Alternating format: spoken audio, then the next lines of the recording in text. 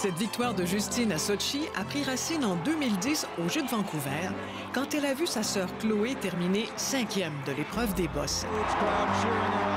C'est à ce moment-là que Justine a décidé qu'elle allait mettre toute l'énergie nécessaire pour un jour être championne olympique.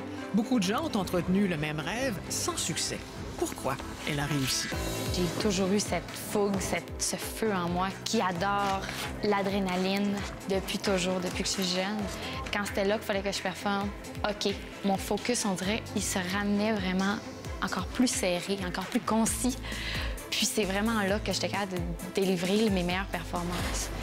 Pour moi, ça a toujours été ça, c'était le feu, la passion. Cette faculté à offrir des performances sous pression lui a permis d'être championne olympique en 2014, championne du monde en 2015. Yes, she does it! Ses succès, elle les doit probablement aussi beaucoup aux frustrations qu'elle a vécues en Coupe du monde. Pendant 50 ans, j'étais 2e derrière Anna Kearney. Mais pour ça, je dirais que c'est une constante bataille avec...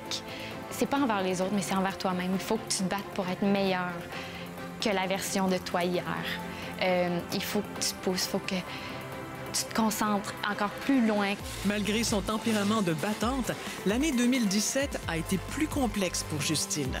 3e au classement de la saison de la Coupe du monde, 3e au championnat du monde. Des performances bien sûr dignes de mention, mais en deçà de ses attentes.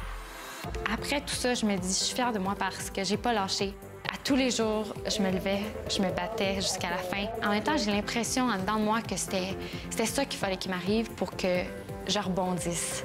On m'a toujours dit que j'étais encore meilleure quand je rebondissais, que j'étais capable de le faire, puis je le crois. Puis je pense que ça me ressource, puis ça me permet de voir encore plus clair mon défi puis mon objectif. Marie-Josée Turcotte, Radio-Canada, Montréal.